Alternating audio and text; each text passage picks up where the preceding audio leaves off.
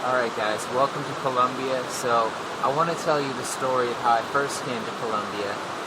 And it's kind of a funny story, so I told it to some of my friends and even some of my Colombian friends. And it says a lot about how we perceive other countries in the United States and how other countries perceive different countries too.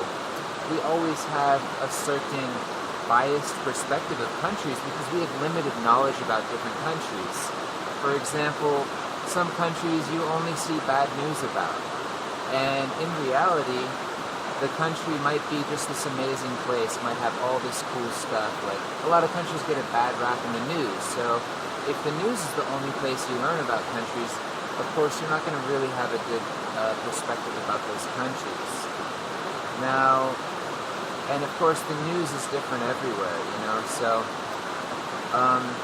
I was doing a trip back in 2006, so I was living in California, and I wanted to travel south all the way down to Brazil.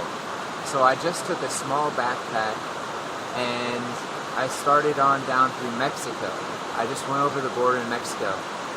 And anyway, I was planning this trip all the way to Brazil, and I was going to go through Latin America. And I told my parents, I said, okay, yeah, I'm going to, Central and South America. They said, okay, just don't go to Colombia. This is back in 2006. And we had a perception that Colombia was very dangerous. And so I said, yeah, I won't go, because I had that same perception as a lot of people in the States did. And so I was planning to skip over Colombia. So I would fly from Panama, I'd fly down to Ecuador. So I'd hop over Colombia basically, right? Because you can't travel overland from Panama to Colombia. There's something called the Darien Gap, and it's a really thick jungle. And people used to walk through it. There's no road there, but people used to hike through and stuff. But now it's considered a little too dangerous, and there's too much kind of traffic going on there, narco traffic, so it's not really advisable.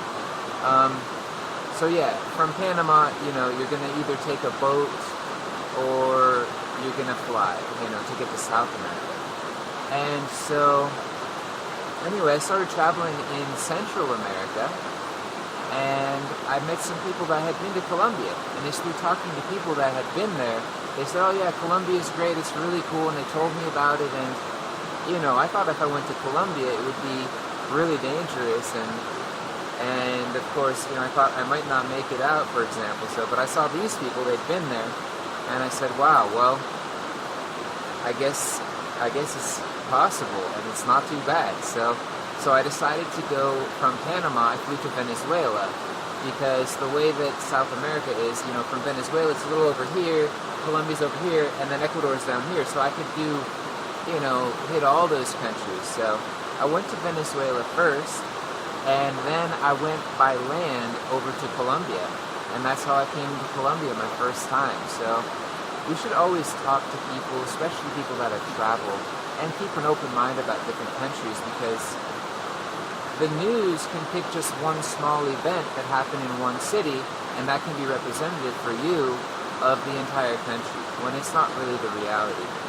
So you always got to keep that in mind, and keep an open mind, and I had a friend who used to say, I believe none of what I hear and half of what I see.